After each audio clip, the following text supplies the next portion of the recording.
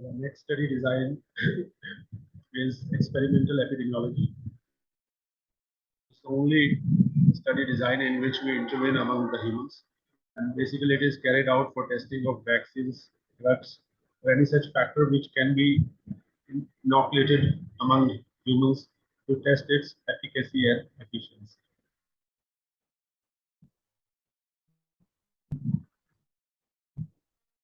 The aims and objectives of experimental epidemiology. It provides scientific proof of biological agents involved in cause of disease. Basically, in previous studies, we were just analyzing the data whether the particular disease is associated with the particular etiological agent.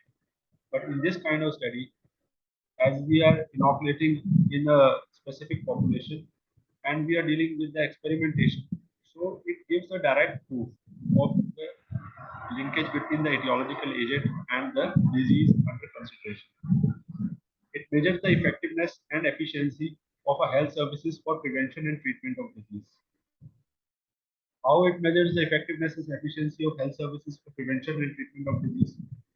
See, once we have made uh, uh,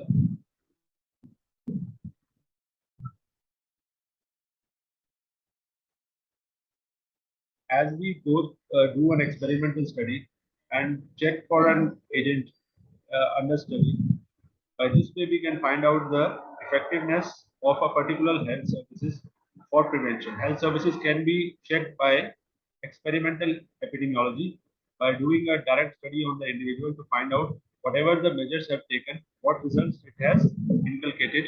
That means if you have taken a measures or a health policy has been created to control a health problem and we do an experimental study, we can find out what all the cases has been seized uh, by our health policy and treatment which was given to the individuals. And how much reduction in number of new cases has occurred. Classification of experimental epidemiology. There are two types of experimental epidemiology. One is randomized controlled trial, another is non-randomized trial or non-experimental trial. Now, randomized controlled trial it is a type of experiment or design involving a process of random allocation and usefully evaluating a new program or a new therapy. So in this case, in this trial, you randomly allocate the study subjects and the control subjects. So no one knows in which group that particular person is. And there is a random allocation by random method, that means by cheat method or something like that. Randomly you allocate the subjects in the study group and in the control group. Whereas in non-randomized trial, they depart from the strict randomization. That means there is a preset criteria by which you select population on the basis of certain criteria in the study group and in the control group, but in a manner that it does not affect the theoretical basis of control. But only difference is that they are not selecting the population, study population in the control population on the basis of randomization, but it does not affect, but the persons are so selected by non-randomization that it does not affect the theoretical basis of conclusion. Theoretically, the conclusion will come out as we want it, but only difference is there the subjects are selected because of randomization, and here in non-randomized trial or non-experimental trial, we are not randomizing the population into study and control groups. We are on our pre-specified basis, we are putting certain people in the experimental group and certain people in the control group. These are the steps of RCT or randomized control trial, as we call it in short form RCT. It is conducted in the following steps. Firstly, we draw up a protocol. Then we select the reference or target population. Then we select selection of the experimental or study group. Then we randomize them. Then we manipulate or intervene whatever we want to test in a particular population. Then we follow up for the results, and then we assess of the assessment of the outcome. What is the outcome? We assess it. Drawing up a protocol is nothing but your chart, what you have made, that how you're going to conduct a particular study. After you have made a proper methodology, how to conduct the study, you select the reference population on which you are, or target population on which you are going to conduct a study. Out of that, you select your experimental or study population basis upon the criteria, inclusion and exclusion criteria which they fulfill. You select the population and this population is called as experimental population or the study population. Then randomization is done. You randomly allocate them to the cases and the control groups or the experimental or control groups. The ones on whom the experimentation of a drug or vaccine will be performed, and the one whom nothing or placebo will be given. So how randomly you allocate them? Then you give them the then you intervene or manipulate. That means you give the particular drug under consideration to the experimental population and give a placebo or no drug to the control group. Then you follow up for the results and you assess the outcome of the study.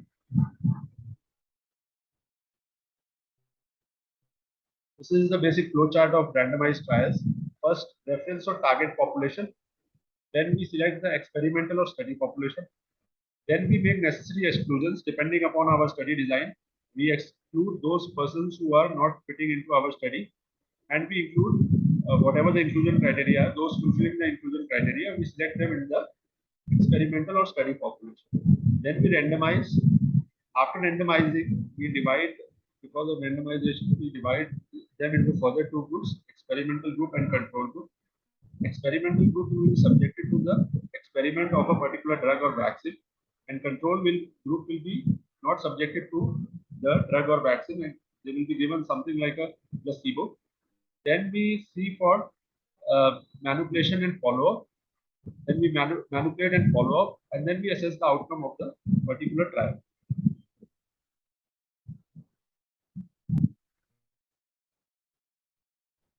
Now, drawing a protocol is the first step in doing an RCT. We have to draw a protocol to take approval from the concerned authorities.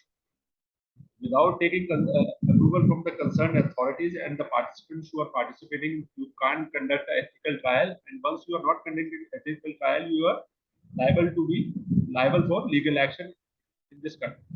So, how you're going to draw a protocol? It is a layout. What is the protocol? It is a layout plan to conduct a trial. It should specify the following things. Basically, a layout or plan of action how you are going to conduct a trial. The following things are considered under the protocol: aims and objective of a study, and the criteria for selection of subjects into study groups and controls. So basically, when you are sending your protocol for approval from the ethical committee, it should be clearly defining your aims and objective. Why you want considering a particular subject or a particular vaccine or a particular drug for your experimentation, and what is your study group and what is your control. Then standardization of procedures involved in conducting a trial, what all the procedures you're going to follow, and up to what standards your procedures are relating to the human trial. And methodology for carrying, and you should make a methodology procedure and you should get it approved. What will be your steps of carrying out your experiment? For carrying out the trial up to the stage of evaluation of outcome of trial, up to the final stage where you evaluate the outcome of your trial, you write down your methodology and get approval from the ethical committee. So three things we are going to find out from this. Firstly, the aims and objectives. Then we select the criteria for selection of subjects into study groups. Then we standardize our procedure, and then we make a methodology and get it approved. And methodology should be up to the stage of evaluation of outcome of trial. Next is selecting a reference population. It is a population to which the findings of the trial can be applied if found successful. So basically, this reference population is the population in which the findings of the trials can be applied if found successful. If the findings of the trial is successful, we can apply this to our reference population. In accordance with the need of the study, the population can be distinguished with respect to age, gender, and occupation. So, according to the need of the study, the population can be further classified or distinguished according to age, their gender, and their occupation. And preset inclusion and exclusion criteria, that means proper inclusion and exclusion criteria should be mentioned. The selection of both study subjects and control subjects. The proper inclusion and exclusion criteria beforehand should be ready for the selection of subjects in both the study and control groups. So how you select a reference population? It is the population to which the findings of trial can be applied if found successful. Means if the trial is successful, the findings can be applied to the reference population. Then, in accordance with the need of the study, the population can be distinguished. The population can be further classified according to age, gender, and occupation. And before starting the trial, there should be proper inclusion and exclusion criteria, which should mention the selection of how you're going to select your study and control.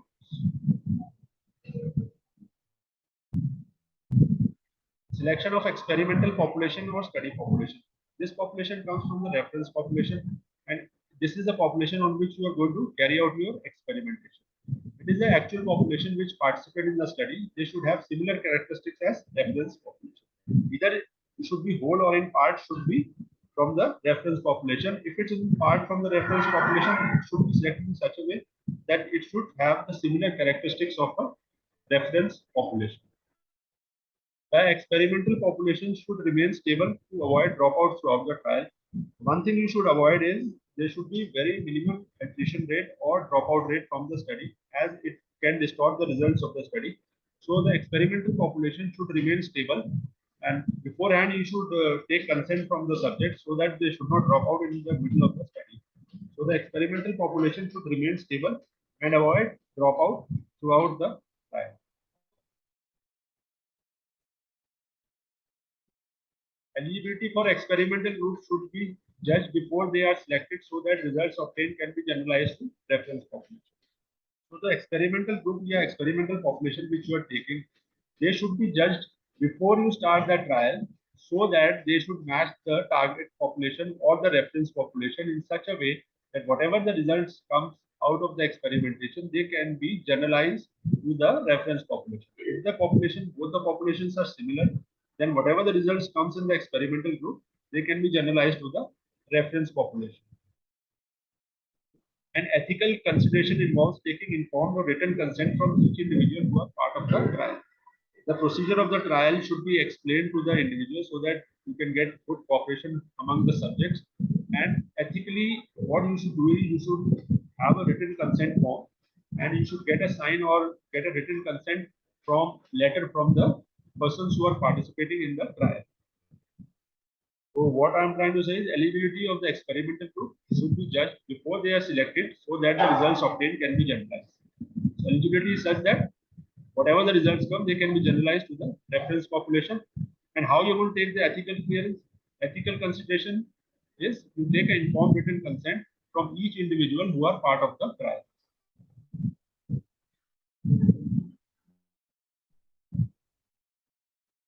Now you do randomization, the process in which the subjects eligible for trial are segregated into two groups. Either first is the study group on which the experiment is going to take place, and second is the control group on which those who participate in the trial, but on which the experimental vaccine drug is not given. So there are two groups.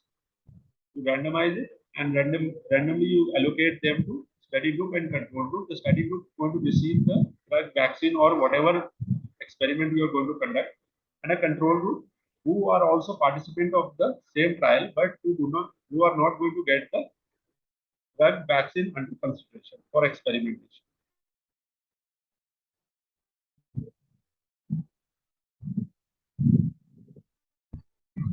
Then you do manipulation or intervention. What is manipulation or intervention? It is defined as intervening, manipulating the study, either following a deliberate application withdrawal of a suspected causal factor. This is the major difference between the case control analytical studies and descriptive study and the experimental studies. Here you intervene or you manipulate in the study subject. How you are going to manipulate or intervene in the study subject is you deliberately apply or withdraw a suspected causal factor. Either you apply in the experimentation, you apply a certain factor which is which you are suspecting to cause the disease or to cure a disease, or you withdraw a particular suspected factor which will help us in relieving or eliminating the disease. This may involve introducing a drug, placebo, vaccine in trials, assessing efficiency and efficacy and effectiveness of drug and vaccine. What all can be done in experimental studies is you introduce a drug, placebo, vaccine in trials and then you assess their efficacy. That means how effective they are in the lab environment and how effective they are in the normal circumstances of drug and vaccine. Intervention could also be checking efficacy of surgical procedures. Surgical procedures also can be checked by manipulation during the experimental study.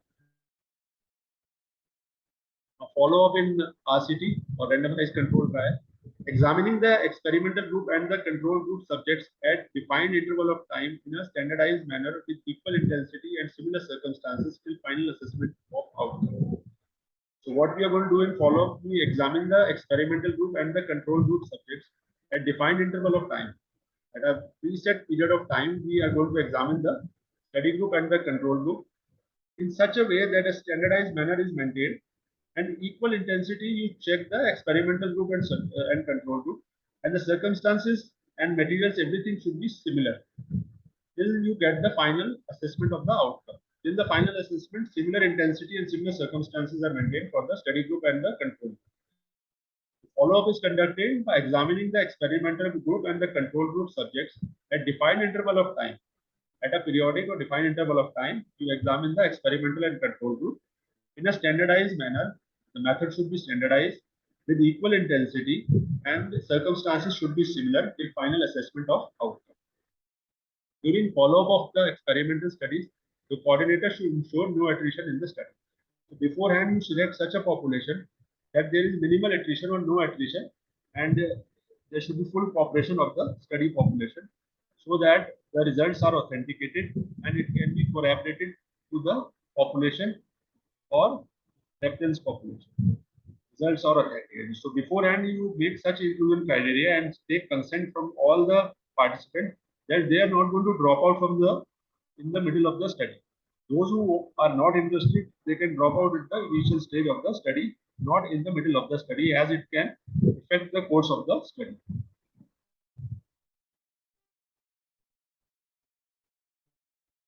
Assessment of outcome. This is the final step of randomized controlled trial, in which the investigator analyzes the outcome or result of the trial.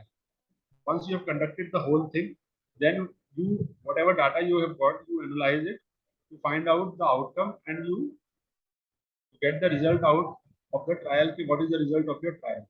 For example, reduce incidence of disease or positive effect of drug vaccine in controlling a disease. This is what you are supposed to find out if you are checking for a effectiveness or efficacy of a drug or vaccine, whether they are able to control the disease and whether after giving the this particular vaccine or drug to the experimental population in your study, whether the incidence of disease has reduced or not. If the incidence of disease has reduced, that means it has a positive effect on your that drug has a positive effect or vaccine has a positive effect. If not, there is a negative effect or no effect of the drug or the vaccine. This also involves comparing the positive and the negative results and analyzing the results by applying a statistical test of significance.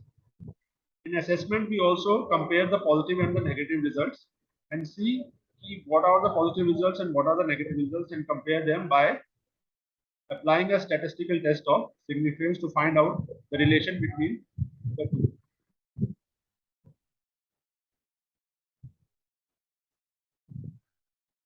Problems, what are the problems we have in a randomized control trial? Subject bias. Subjects participate in trial may show bias if they know beforehand the outcome of the trial. For example, drug therapy.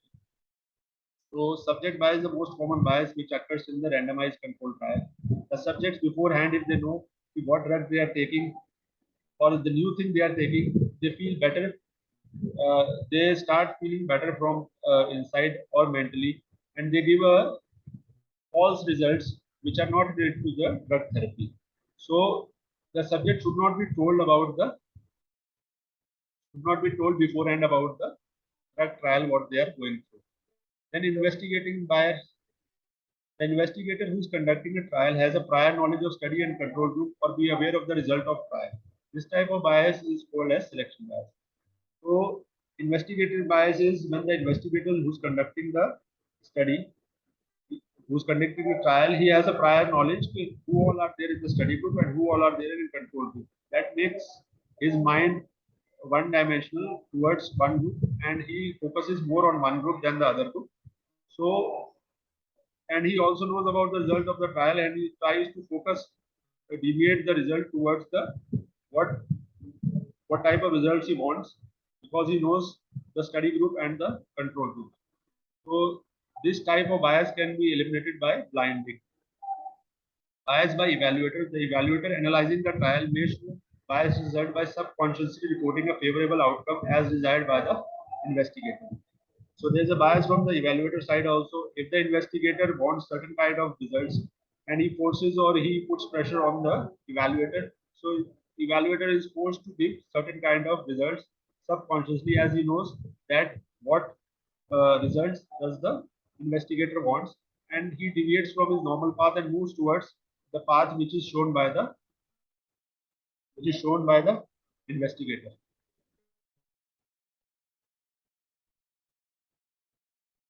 Method to reduce bias in trial. Blinding is the most common method of reducing bias. What is blinding? It is a process in which the subjects are blinded as to which group they belong. Blinding could also be done of the investigator and the evaluator. Through blinding, the outcome of trial cannot be judged before completion of trial. So, what is blinding? It is that kind of process in which the study subjects, the investigator, and the evaluator, either one of them or all three of them, are blinded. That means they don't know the outcome of the trial and in which group, what in which group is of what type. Outcome of trial, and they are not told about the results till the completion of the trial. They are classified into three types: single blind trial, double blind trial, and triple blind trial. Single blind trial is participant is ignorant to which allocated group they belong. So in single blind trial, the participant is ignorant. That means the participant does not know to which group he belongs, the experimental group or the control. Double blind trial, in this, the investigator who is performing the study and the evaluator are ignorant about the study group. So the investigator and the evaluator are ignorant, and in triple blind trial, the participant, the investigator, and the evaluator, all three of them are ignorant about the allocated study population.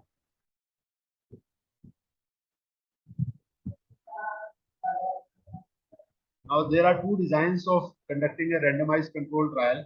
One is the crossover study design, and other is the concurrent parallel study design.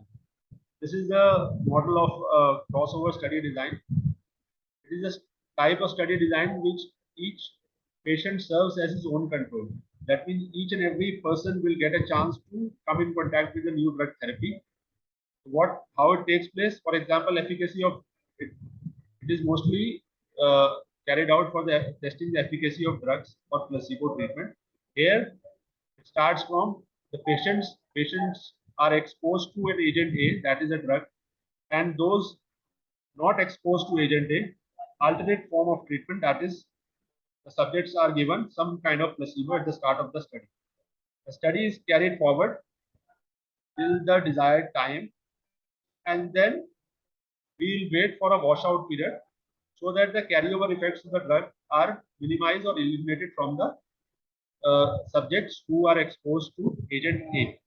And after the washout period, we interchange unexposed group is exposed to agent A, and the group which was exposed to agent A previously are given placebo or not exposed to agent A.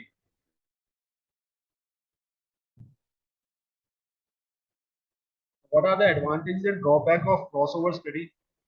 Patients during the course of investigation are assured that they will be receiving a new therapy. So all the patients who are participating in the study, they all will get a chance to get involved in the study and will get a new therapy. So the results are more authenticated than the concurrent parallel study.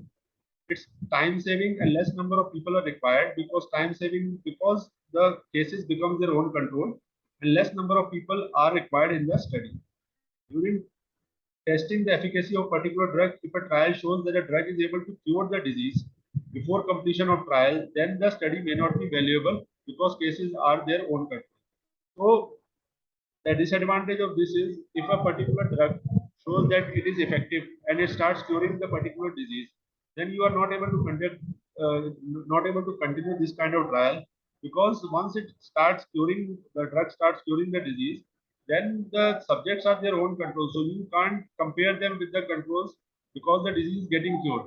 So this is the basic disadvantage of this kind of study, that the drug should not cure in between the disease under consideration. The drug should not cure it, otherwise the whole process will become futile.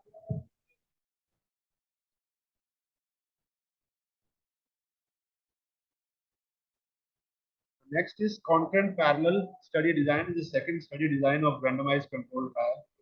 In this situation, comparisons are made between randomly assigned groups, one group exposed to specific treatment and other group not exposed. The difference between concurrent parallel and the crossover study is that in concurrent parallel study design, again there will be two groups, the experimental group and the comparison group. In this, agent A is the experimental group is exposed to agent A, and the control group is not exposed to agent A, or they are exposed to some kind of a placebo. And once they have given the doses of uh, the agent A or the placebo, they are viewed for a period of time for the results, and they are not crossovers. So finally, after a period of time, both are compared to evaluate the effectiveness and efficiency of the drug in concentration of the vaccine in concentration.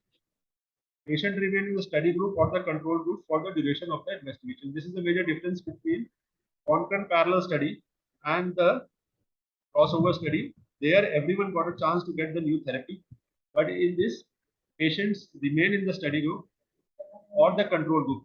Once they are allocated in one kind of group, they stay there throughout the study. That means those who are in study group will remain in the study group, and those who are in control group will remain in the control group.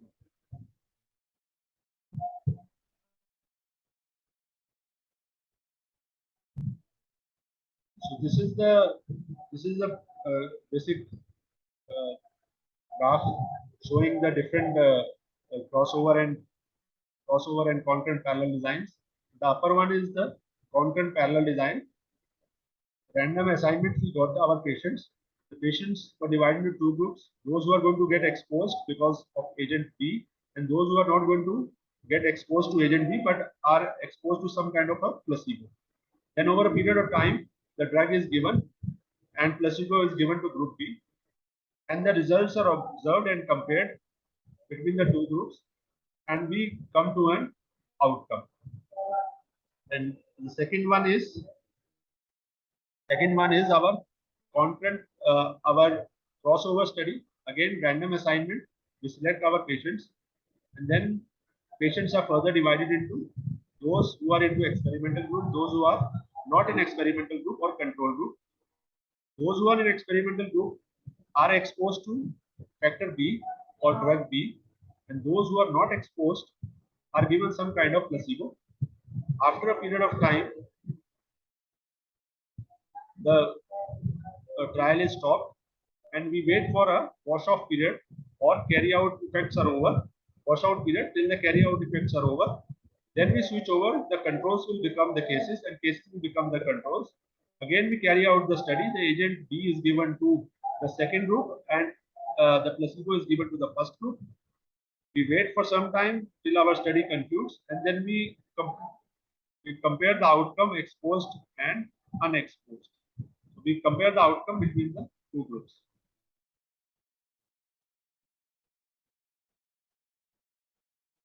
Now, what are the different types of randomized controlled trials? First is the clinical trials. For most part, clinical trials have been concerned with evaluating the therapeutic agents, mainly drugs. So clinical trials is basically for testing of drugs in human population.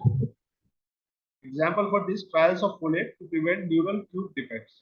So this is an example of clinical trial. It's basically a trial in which the drugs is given in controlled environment to an individual or a population to test its efficacy and efficiency.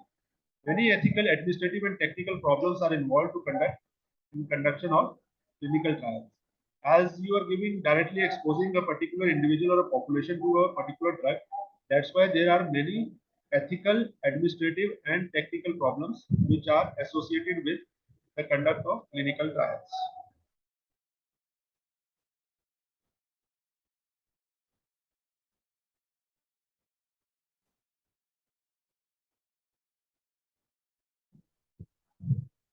Next is preventive trials.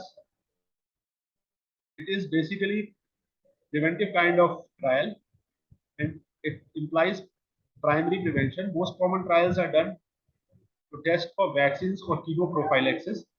What is chemoprophylaxis? Chemoprophylaxis is nothing but the administration of drug to prevent the development of disease. Disease has not occurred, just to prevent the prevent the development of disease. We administer a drug. So either for vaccines or for chemoprophylaxis, this kind of trial is done, preventive trials, and it's basically part of primary prevention. Since preventive trials involve larger number of subjects and longer time span to obtain results, there may be greater number of practical problems in their organization and execution. In preventive trials, it takes a long period of time to obtain the results, and they have a lot of practical problems to organize such preventive trials, because those it is not very conducive for the population. That's why it's very difficult to get the participant for this study, and it's costly also. So that's why it's very practically they have problems in organizing and executing such a trial. Basically, it is a primary prevention kind of procedure, and basic things which are tried are vaccine and chemoprophylaxis.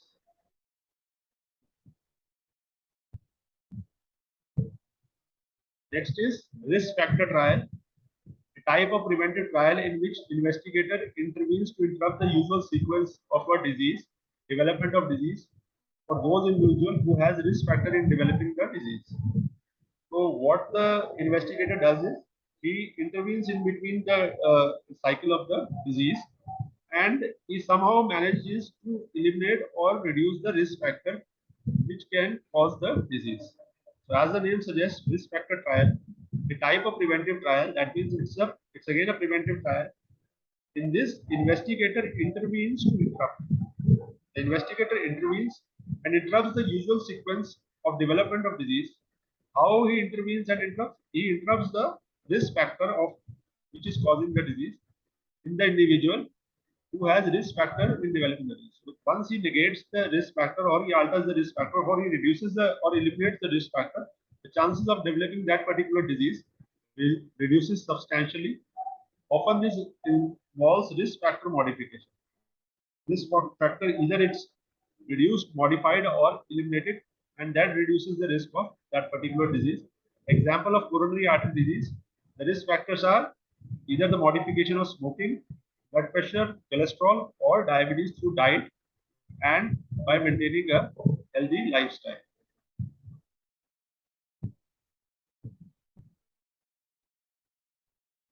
Next is cessation experiments. In this type of study, an attempt is made to evaluate the termination of a habit or a removal of suspected agent which is considered to be causally related to the disease. If such actions are followed by significant reduction in disease, the hypothesis of cause is greatly strengthened. Cessation experiment is nothing but you terminate the habit which is causing a particular disease, and then you wait and see the result. If the disease also reduces by the elimination of that particular habit, then the hypothesis that this factor is linked to this particular disease is greatly enhanced or strengthened. The phases of randomized control trial. There are four phases of randomized control trial. Phase one, before a particular drug efficacy is tested in humans, the efficacy of drug is tested in experimental animals. Thus, pharmacological and toxic properties of a drug are tested. In phase one, what we test is the pharmacological and toxic properties, and this phase is not conducted in human, but it is conducted in animals. Phase two, safety and appropriate dose. Once you have tested the pharmacological and toxic properties, whether it is safe, then we go for the dose. Appropriate dose is selected and given during the second phase.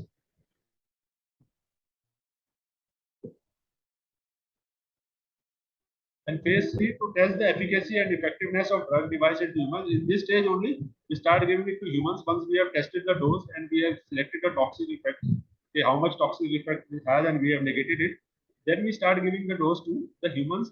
In this, the efficacy and effectiveness of drug device into humans and certification by regulatory agencies to license the drug for humans. So in this phase, what we do is we test the efficacy and effectiveness of drug in a controlled environment, and we get the proper licensing or certification from the regulatory agencies for the use of this kind of drug in humans. Phase 4, this involves retesting. Once you have tested, you have selected the dose, you have got all the permission, and before finally selecting this drug and putting it into the market, what we do is we involve retesting of vaccine not in a controlled environment but in normal field conditions. In phase 3, we have tested in controlled environment of lab, but now we are testing it in normal conditions once we are satisfied that the drug is effective and it is not toxic and it does not have high level of pharmacological effects. Then this involves retesting and of drug and vaccine, and device has been approved for human use in normal field conditions. So phase 4 involves retesting a particular drug, vaccine, device, which has been approved for human use in normal field conditions. Once it is given permission to be used in humans under normal circumstances, again it is retested in phase